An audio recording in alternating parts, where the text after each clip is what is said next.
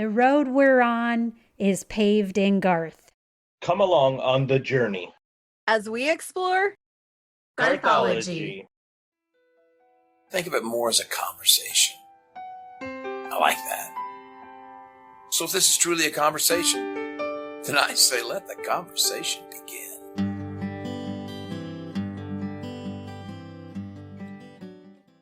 Shoutouts!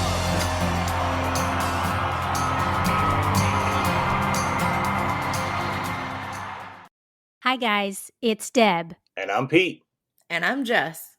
Welcome to a new episode of Garthology. All three of us are back and we are super excited to be together again. And a very special welcome back to Jess. Yay! Finally, I'm back. We're all together. The team is back in the saddle again. That's right. Okay, so let's get back to learning about the past, present, and future of the number one selling solo artist of all time, Mr. Garth Brooks. For Season 2, Episode 17 of Garthology, we're going to review the first 5 songs on Garth's 7th studio album, Fresh Horses. Fresh Horses was released on November 21st, 1995. So my oldest Samantha was 5 months old at the time. Aww. And she recently turned 26 years old. Wowzers. So that's crazy. Most of the songs were written by Garth in collaboration with others. So this album definitely has a more autobiographical feel to me. These songs were mostly written by the man singing them, which lends to a more personal sound. Fresh Horses peaked at number 2 on the Billboard Top 200 Pop chart and was number 1 on the Country Album chart. For this review, we will only be covering the original 10 songs that were released on Fresh Horses. We will not be covering the limited series version, which included a cover of Bob Dylan's To Make You Feel My Love. If you'd like to hear our thoughts on Garth's cover of To Make You Feel My Love, check out Season 1, Episode 5, Let's Talk About Love, where I discussed it as one of my favorite Garth love songs. Now let's get to it. We'll head over to Pete for song number 1. Thanks, guys. I am so excited to have the first song off the first half of the Fresh Horses album. The song is The Old Stuff. Detroit goes wild tonight.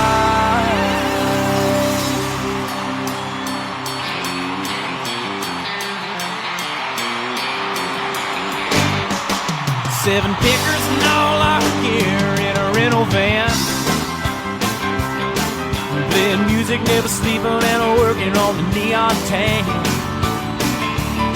We played the barn down in Santa Florida, from Bev Roberts out in Camden Park. We plugged it in a beastie boat, and the place went dark. Back when the old stuff was new. The Old Stuff was written by Garth Brooks, Brian Kennedy, and Dan Roberts. The Old Stuff was not released as a single, and it did not peak on the Billboard chart at any spot. One thing that just grabs my attention on this song is the opening, "Whoa, I Said a Little Prayer," with the keyboard in the background. And man, you know from that point on, it's going to be a great song. As he sings the first verse and gets to the "And I Pray That Detroit," and then boom, they hit it with the drums in the background, the crowd comes in, it takes my level of excitement of a heart rate from maybe 105 to 205 right away. I love the story behind the song and in the lyrics of a crew who has been busting their ass to make it, and they finally did. When he sings the next verse, it just sets the storyline for the song. He sings, "Back when the old stuff was new, back before the buses and the hardworking boys in the crew, well, it was one big party, but the business called paying our dues. Back when the old stuff was new." I just love that small little verse of how much information it really does tell you. When he says back when the old stuff was new, to this day, that line still has meaning to the records and songs that he continues to put out. This new stuff, it will soon be that old stuff, if we think about how time goes on. And then when they say, oh, the stories they could tell if not for the code of the road, could you imagine some of those stories that they have that we don't hear about? I have that same thing flagged. I love that line because I'm always like, oh, just tell. Come on. Yeah, I mean, just tell a us. couple, right? Just share a couple from a couple years. Like, just let us be on that bus with you, like a fly on the wall in one of those buses. But I love how they talk about that code of the road, so it's not just Garth and his band, right? It must be everybody who travels together. I love how he pays respect to Casey, the Opry, and the Ella Gurus. Also mentions Uncle Joe, we owe it to you. I researched these. Casey is a nod to Oklahoma from what I could guess. I mean, that was one thing that made sense to me. I don't know how or where else it would go. I couldn't find much information on it. We obviously know about the Opry. And then the Ella Gurus. Okay, so I was lost. I actually, quite honestly, until I did the research, didn't realize that that's what he said. Like, I just made something else up, I guess, to make it sound familiar. And then I saw the lyrics, and I was like, okay, I got to look into this. I'll be honest. It's a legendary old-school nightclub that was just a place for songwriters. Uncle Joe was a man named Joe Harris, which is a trip because the man who owned the business that I run now, his name's Joe Harris. And I was like, whoa, what a coincidence that is. But obviously not the same guy. That would be cool. Uncle Joe was the first booking agent for Garth, and I first heard Garth in 1988 and immediately signed him to Buddy Lee Attractions. So a little bit of interesting, section there and some research I was happy to find. I love the song, the story behind it. Like I said, it comes on, and if you're not standing up and singing it at the top of your lungs, you really just need to check yourself for a pulse. So, Deb, what are your thoughts on it? Like you, I really enjoy how it starts out slow and then bam, it just takes off. That's probably my favorite part of the song because when it first starts, if you've never heard it, you don't know what to expect and then it just hits. And if I remember correctly, I think this is the song that he used to open his world tour from 96 to 99. And I just remember going to those shows and this being like, I just love that he came out talking about, the old stuff and playing it and singing about it. And so I'm sure that this song really means a lot to him. And personally, I love the stories that Garth tells in this song because you really know what he means when he says he loved what it was like coming up in country music, hanging out with the band, eating bad food. There were no rules. They were young fools. And I love to hear Garth talk about those old days because I wasn't there when he was coming up, when the shows were small but crazy and they were all still unknowns. So in this song, I feel like I can picture what it was like for him and the band. And I just bet that the dive bar tour that they recently did really brought back that old day feel for all of them because they were playing small places. They were getting right up close with the fans. And dang it, I wish I had been able to go to one of those dive bar shows. It would have been so great. And I'm glad he's starting them up again. I wish there had been a chance to go to one in Vegas. I know they're going to do a couple later in the year, but unfortunately, we're going to Vegas. They're not having a dive bar there. And I just hope that someday I get to go to one because I think that would just be the best way ever to see him. And so if any of our listeners out there have gone to one, please contact us, send us an email or on social media, send us a message and tell us all about it so I can live vicariously through you. Yeah, I'd love to hear that too. I'll read those as well. Right? So Jess, what do you think of the old stuff? I agree with you guys. I love the intro on this one. I like that there's such a difference in the sound that you go into it with just Garth and the piano, and then the band kind of opens it up the rest of the way. And, you were talking about that you remembered that he had used this as the opener for the shows. And I never got to see this one live, but I know that it's one that he would change it where it says, and I pray that Detroit goes wild tonight. And he would change the city name. And I'm sure people just lost their mind because, I would if I was there and he did that. Yeah. So such a fun lyric for that. And I like that it's just jumping and hopping and fun. And Trisha's there and background and there is a sense of just nostalgia with the song, like kind of a fun nostalgia because, I too remember when the old stuff was new, Yeah. all the classics that we would call Garth classics now. Once upon a time, we were hearing them as number one songs on the radio. And so that's fun now that we get, like Pete was saying, the stuff that is new right now that someday will be old. But we do have such a long career at this point that we can look back to those songs that are such big hits that are our old stuff and that there's, emotional fun ties to those songs. And then I love, there's a section of the song where one of the lines is balls out, no doubt. This is what it's all about, begging for a place to play. But there's like 3 or 4 lines there, and they all have that same cadence. And I just love that it changes in the middle of the song. And there's just like that one stanza that has a different sound or a different feel. I don't know why I love that part, but that's probably my favorite part of the song. But yeah, I really love this one. Yeah, I never thought about that whole stanza, the way that it's a different beat. But Yeah. you're exactly right. Like the way he says the words is completely different. And that now that you say it, I'm like, oh, yes, and it's genius. I love that. That's great. It's pretty neat how, like, I mean, and that's the thing about the song, right? With the up tempo beat and the change there, that's part of it. That just it really just grabs your attention in the song, and it just keeps you going from start to finish. Like, I mean, it's not one that you could settle down to for sure. Yeah. But yeah, it is pretty cool when he would come in and take Detroit out, put wherever he's at, and the people are going to go crazy. So, Yep, for sure. all right, well, that does it for the old stuff. Let's pass it to Deb for song number 2. Song number 2 is Cowboys and Angels. God took passion and thunder, patience and wonder. Then he sent down the best thing that God ever made. Cowboys and angels, leather and lace, salt of the earth meets heavenly grace. Cowboys and angels. Cowboys and Angels was written by that awesome trio of writers that we've spoken about before, Kent Blasey, Garth Brooks, and Kim Williams. Man, these 3 men really know how to write a cowboy song together. It's got a retro feel, and Trisha is so good on the harmonies. The story in this song is that God had already created a cowboy, and now he has to create the perfect companion for a cowboy. So he creates an angel, a cowgirl. The lyrics are so beautiful and perfect. For example, so God looked out all over creation and listened as that cowboy prayed. God took passion and thunder, patience and wonder. Then he sent down the best thing that God ever made. So those for me are just a couple of examples of the lyrics in this song that I think are the absolute best.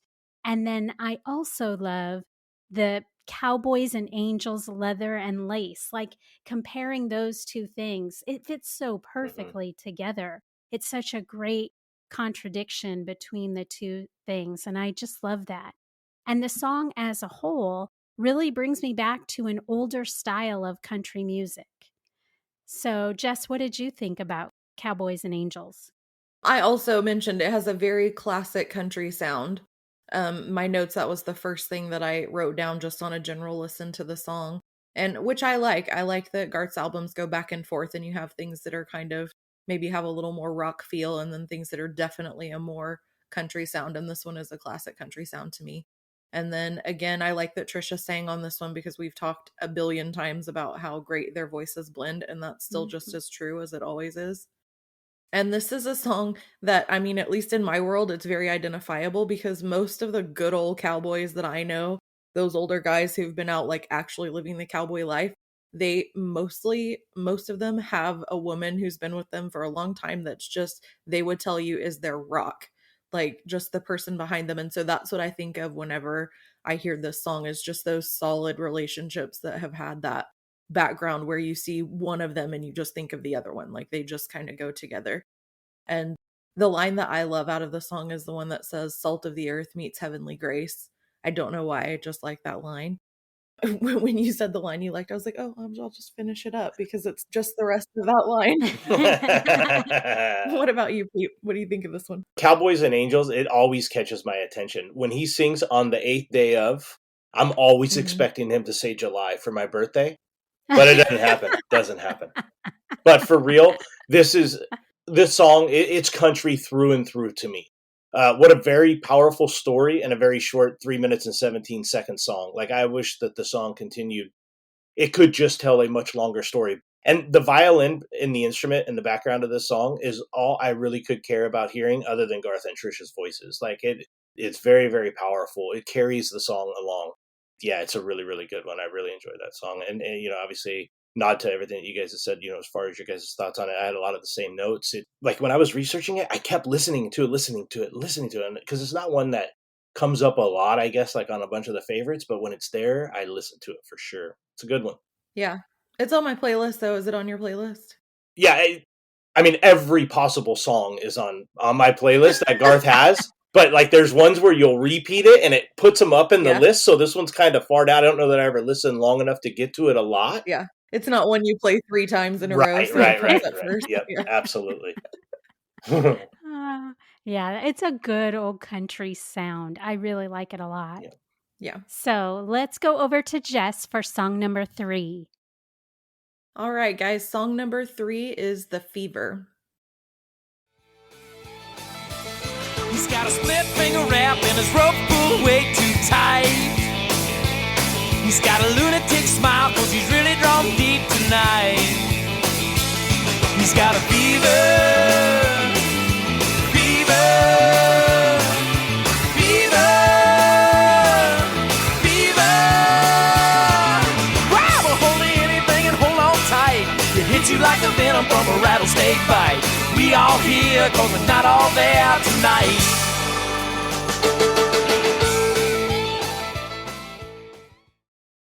The Fever was written by Brian Kennedy, Dan Roberts, Joe Perry, and Steven Tyler. And Brian Kennedy's kind of an all-around entertainer. According to his website, he's not only a singer-songwriter, but an author, actor, life coach. He owns a coffee company. He's co-written several songs for Garth, including Beaches of Cheyenne and The Old Stuff, which we just talked about off the same album. And if you're wondering anything about him, you can check him out on his official website, which is www.brian-kennedy.com. And Dan Roberts, before he decided to head off to Nashville, used to be an amateur bronc rider, which I thought was a pretty cool background. Well, that is neat. And he also co-wrote several songs for Garth, and he and Brian Kennedy actually opened for Garth on his 96-97 world tour. And he also has a website, www.danroberts.net. And both of them have recorded solo albums, so if you're interested in hearing anything from them specifically, you should check those out. Joe Perry, one of the other 4, was lead guitarist and founding member of Aerosmith. And he also has his own solo band called the Joe Perry Project and is a member of the Hollywood Vampires with Alice Cooper and Johnny Depp, which I thought is such a far step from country music. But I was like, good for him. And Steven Tyler, I don't feel like needs too much of an intro. I had to read and be like the Steven Tyler? Like the one? Yeah. Lead singer of Aerosmith, father of Liv Tyler, and apparently country music songwriter. Nicknamed the Demon of Screamin' for obvious reasons if you followed his career at all. And if you don't, if you live under a rock and have no idea who Steven Tyler is, a quick Google search will tell you everything you ever wanted to know. And probably some things you didn't want to know about him. So this song is one of those where the intro just kind of blasts right out of the gate and it reflects what the song's talking about, which is just a fast-paced, adrenaline-fueled rodeo life. And there's a couple of songs that Garth has, as you fans all know, about rodeo life, but this one is definitely the more kind of the fun side of the rodeo, I think. We've talked about the crazy fiddle on this song and how fun that is, and I maintain that it definitely makes the song musically. That being said, the really heavy drum beats, I feel like, are what kind of keep the pace and keep the song moving forward. And just kind of makes you bob your head and tap your toes while you're listening to it. My nephew rides broncs, and this song reminds me of what he must feel that keeps him getting up on that wild ride over and over again, because it's terrifying to me and it's terrifying to watch, but I get an idea of it when I'm listening to the song, that, the appeal. And like I said, this is the more fun side of it, as opposed to maybe like Beaches of Cheyenne or even Rodeo, that are a little more gritty or not necessarily always the fun side of, or the appealing side of rodeo life. And you can hear Garth having fun on this song too, because vocally there's the part where it says, "I think you're right," and it gets really loud and like manic, and it sounds crazy because it says, "You think I'm crazy and I think you're right." But I know you love this one, Pete, because you've talked about it before in past episodes. Did you have anything you wanted to mention this time around? Yeah, again, like the first thing that always comes to mind when this song comes on is if you're around me, you better hope that I don't have a drink in my hand, because I always picture Garth flinging the water bottles at the beginning of the song. He always goes over, grabs 2 water bottles, and when it comes on, he's just like, bah, bah, bah, and water's going everywhere. And for once, like, I would just love for me to be able to do that to people standing around. It's one of my top 5 songs to see Garth and the band perform live. It's just amazing and so full of energy, like you were saying. And I know that we mentioned it before, but I just don't know that the Fever is the Fever without Jimmy. And I know we talked about Jimmy, in the episode that we recorded for him.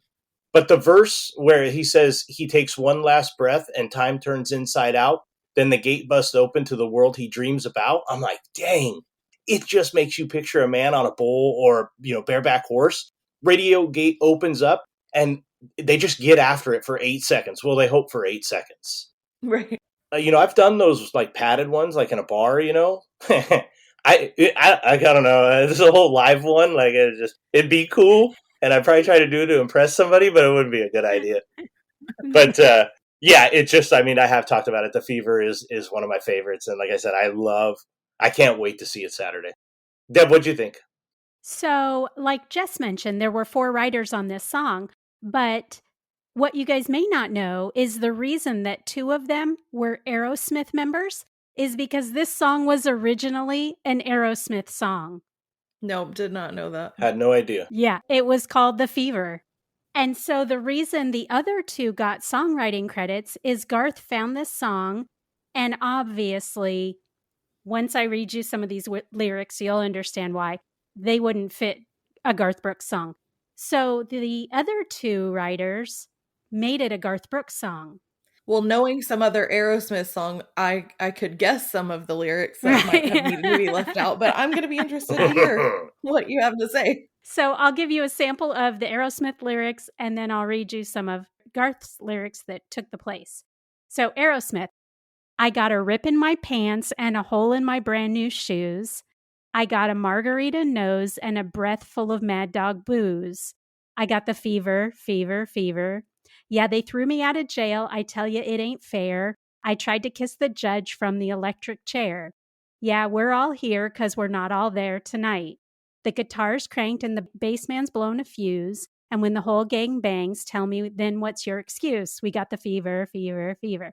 Fever gives you lust with an appetite. It hits you like the fangs from a rattlesnake bite. We're all here 'cause we're not all there tonight. So, of course, we all know Garth's lyrics of, he's got a split finger wrap and his rope's pulled way too tight. He's got a lunatic smile 'cause he's really drawn deep tonight. So that's where they took the place. They took out these things that totally fit Aerosmith and then made it totally fit a Garth Brooks song. Like, it's amazing when you compare the 2. That's unbelievable. How crazy to hear that song, though, and be able to be like, you know what? We could do something totally different with this and make it ours. Right. And I will add in a snippet of the Aerosmith song here, and you will see it's totally different. Like, you would never imagine the Garth Brooks song that we know today as the Aerosmith song that it was originally. Wow. Right after this, I'll add in a snippet.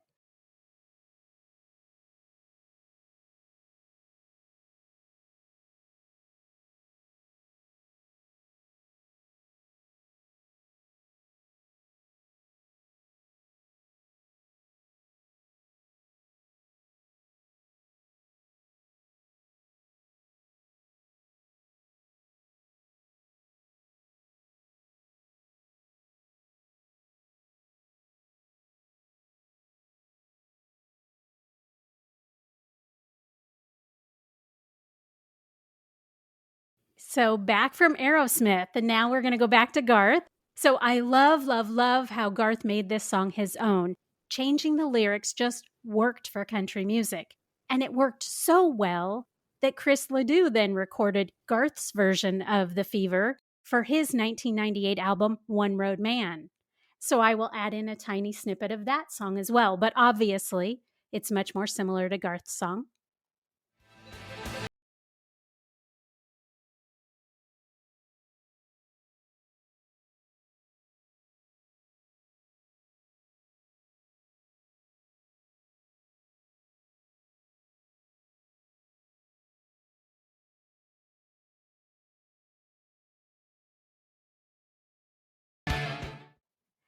So this is the song that when Garth sings it live, like Pete mentioned, he just runs around like a man on fire. He's going a mile a minute. He's shaking water bottles, drenching the band, drenching the fans, just putting it all out there. So it is one of my favorite songs to hear him sing live too. You can tell that he's just having the time of his life out there, and all of us are right there with him. So although the song didn't do well chart-wise, it will always be one of my favorites for that reason. And I can't wait to see it again. I'm so excited. Yeah. That's a great one. I was glad to get to talk about that song because it is such a fun time. Mm-hmm. We're going to slow it down a little bit. We're going to take it to Pete for song number 4. Yeah, I get to review the 4th song, That Old Wind. Someday you tell her about the money, yeah. And someday she'll tell him that the boy is his kid. For right now they're both in love. The only thing they're thinking of is that they're finally where their hearts have always been.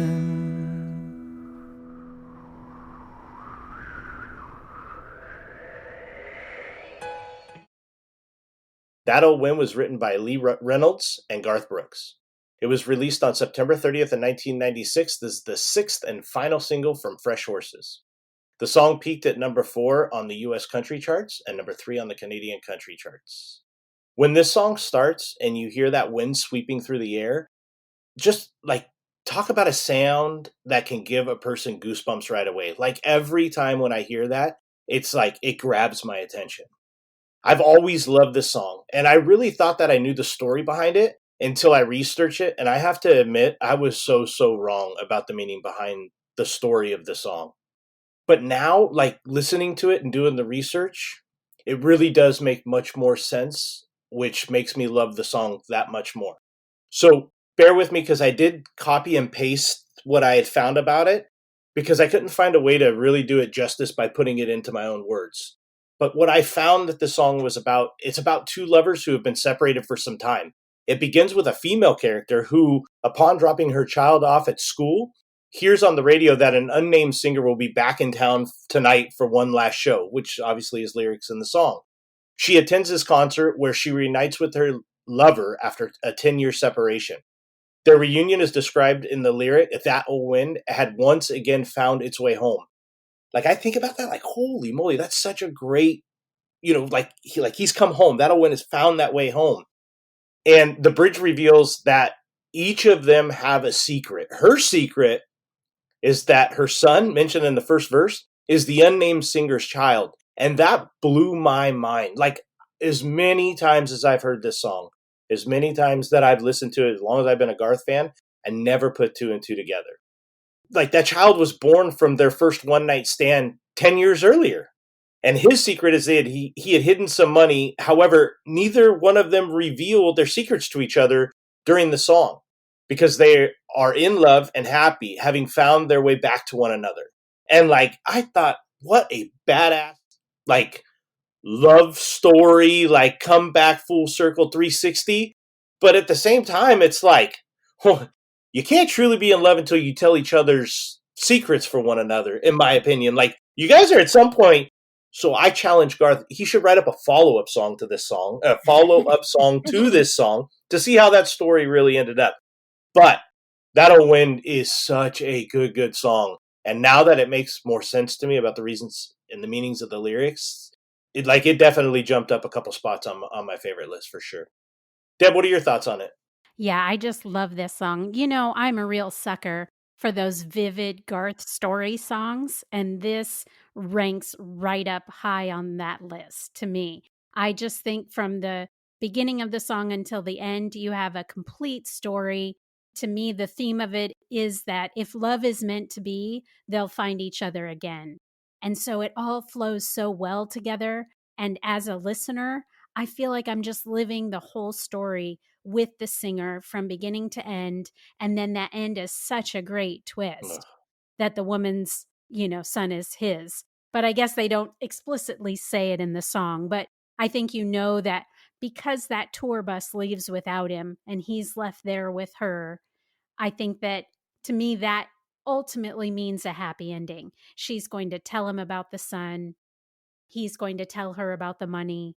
And so I just love that. I love that it's such a complete story and that it proves that their love was meant to be. I think the music is beautiful. And like Pete mentioned, that wind sound effect, I love that effect. I think it's like the cherry on top of this beautiful love song. And so I always get teary-eyed at this one. What about you, Jess? I love this song. To me, it's just like, I don't know if it is just the story in and of itself or if it is the wind sound effect, but it's one of those that I could fully see being a movie. Like, they could write it out, I would watch it 100%. Like, I'm sold on the story already. It's one of the best story songs out there to me.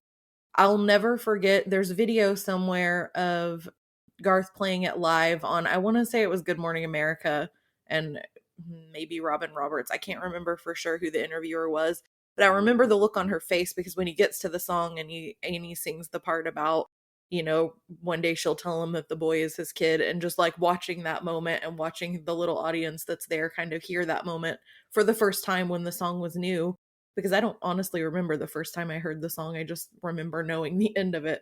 That's so fun to see that reveal on their face for the first time, you know, hearing it back in the day when it wasn't out there yet.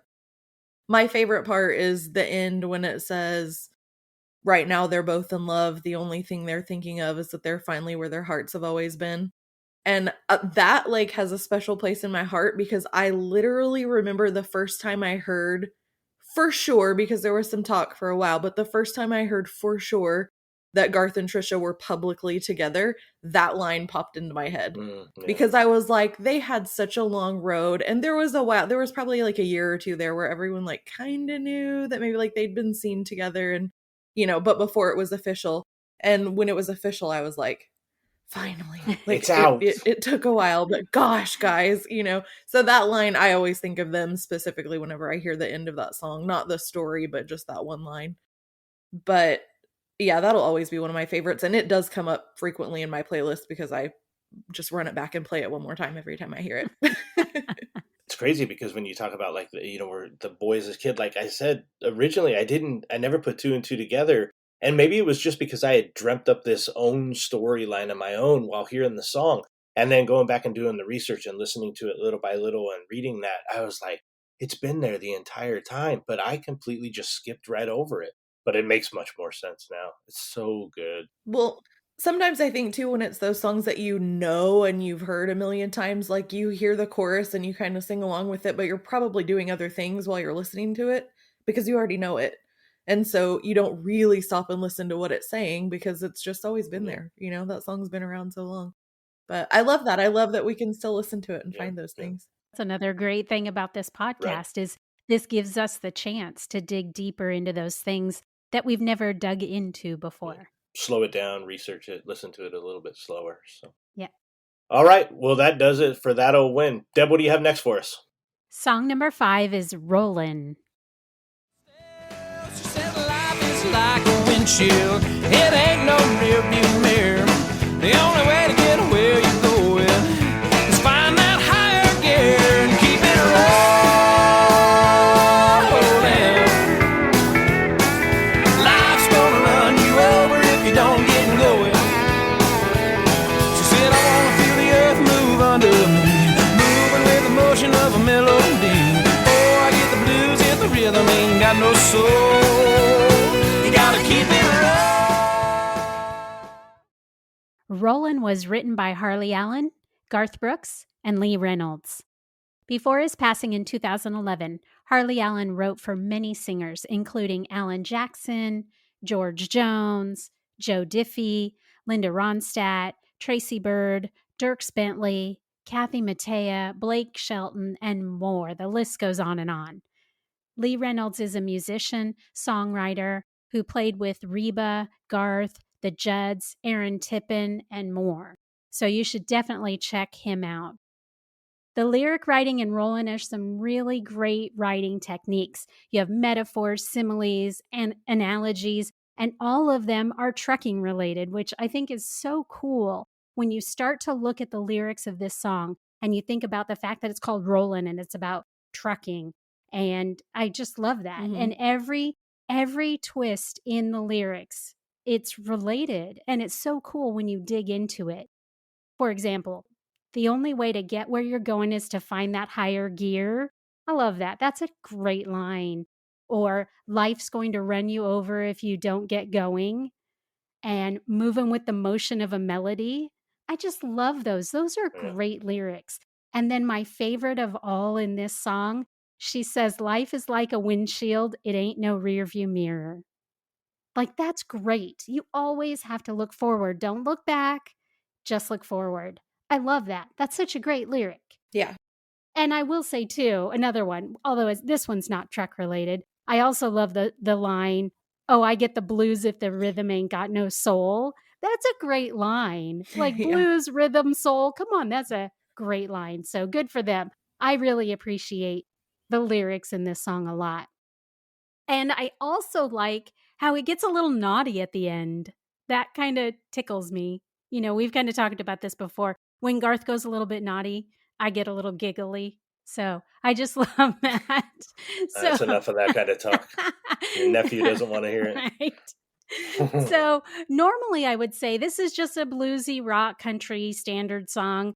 And I think it would almost be forgettable, except the lyric writing is so clever that I actually like the song more because of it.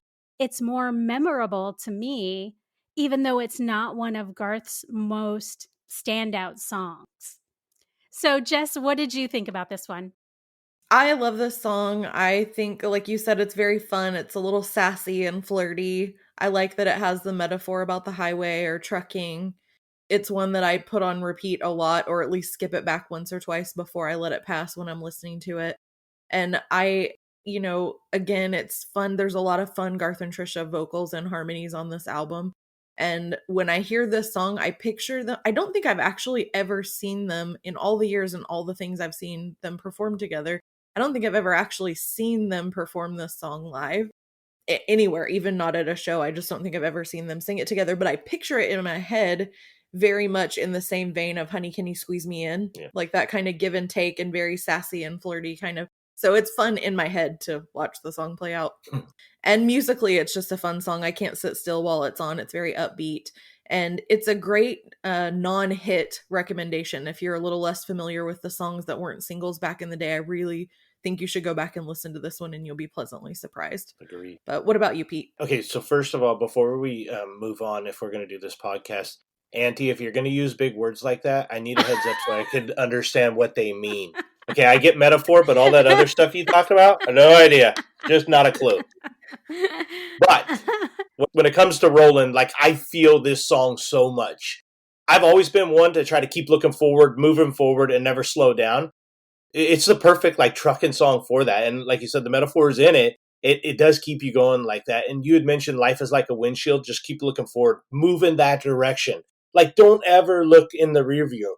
Now, there could be a time you might want to look in the rear view to build a little bit of momentum off of what not to do or what was back there, a little bit of, kind of push you forward type thing. But everything is right in front of us. Like, just keep looking forward. I love the message that life and love will pass you by if you don't keep moving. I think that that's great. There are so many lines like that in this song, like you had mentioned, that are just so good. It's fun. It's upbeat. You talk about that naughty place. Like, the only thing is a couple things doing this song. Number one, like, I kept, like, this is a song I'm definitely putting on the way out to Vegas, right? Because you just turn that thing up and just go, right? So you can listen to it. Yeah. And then when you get to that, like, when you were talking about, like, getting to that little, like, naughty area of Garth, whatever, I always thought that was kind of like a truck stop, like a homage to trucking, like the truck stop, because truck stops places are a little freaky, like crazy, right? Some weird things happen there. Like, I don't know, maybe that was just they were paying a little bit of respect to that. I don't know, but it's such a fun song, and like Jess said, if you're a little younger and you don't know a lot of the older classic Garth, this is a good one to get yourself familiar with. It's a very fun song. Yes, it is. Oh, I would love to hear him sing it live. That'd be great. Right? Oh, Yeah. Get your signs ready. right. If they do it at housekeeping and I'm not there, I'll be so mad. Oh, okay. I won't make the sign. I won't hope for it this time. But you better record it. Okay. Maybe we can get a hold of him and just have him do it live for you. Be like, hey, listen, we got to call our friend. We got to phone a friend. You got a minute? You got some free time before you go on stage. Yeah, you should get on that. All right. That wraps up our discussion of the first 5 songs from Garth's 7th studio record, Fresh Horses. And now into breaking news. Breaking news. On June 25th, 2021, Garth Brooks broke the entertainment record for Nissan Stadium in Nashville by selling more than 56,000 tickets in 75 minutes. The concert will be held on Saturday, July 31st at 7 p.m. at Nissan Stadium. This will be Garth's first ever concert at Nissan. Garth has continued to break records with the sales of tickets on his stadium tour. He recently sold out an August 14th show in Lincoln, Nebraska in 75 minutes, in addition to his July 17th show in Salt Lake City, which sold out 50,000 seats in 30 minutes. On June 12th, he tweeted that he broke the record at Arrowhead Stadium, selling out 74,000 tickets in 1 hour. Well done, Garth. That is amazing. That's crazy. It just does not slow down for this man. Yeah. A lot of people went through the career and then we waited for the return and came back strong for him.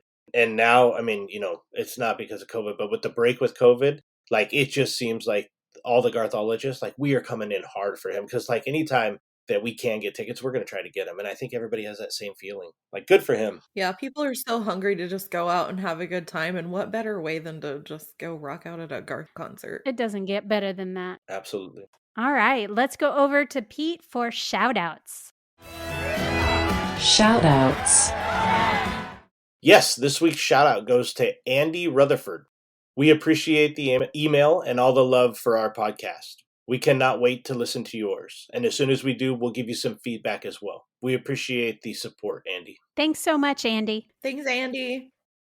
Just like us, the Garthology website is back and better than ever. Have you checked it out yet?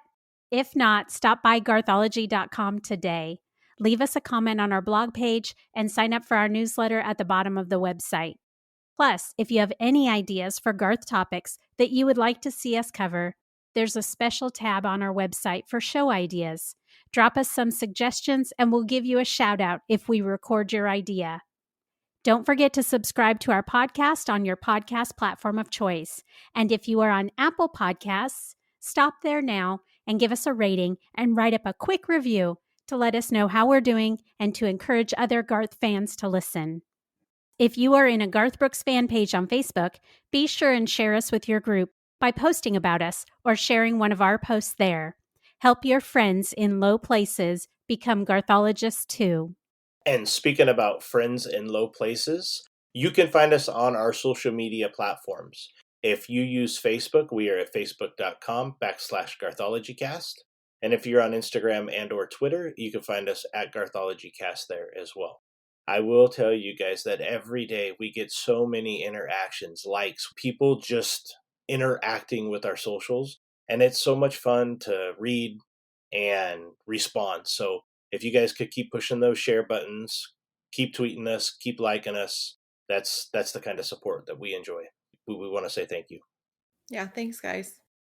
Don't miss our next episode of Garthology, where we'll be sharing our research as well as our thoughts and feelings on the second half of this classic Garth album, Fresh Horses Part 2, coming to your podcast platform of choice on July 17th. Until then, this has been Season 2, Episode 17 of Garthology, and I'm Deb.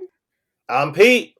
And I'm Jess, and we'll see you guys next time. Bye. Bye, everybody. Bye, guys.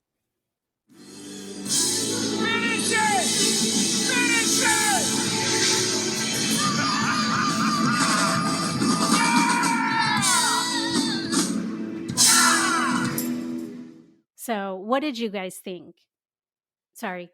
What did you think, Jess? Yeah. Is that me first? I don't know. I was like, well, it's Jess's turn. I always know by who I goes wasn't next, and I'm specific like, enough. there's no next there. You didn't introduce it right, Deb. My bad.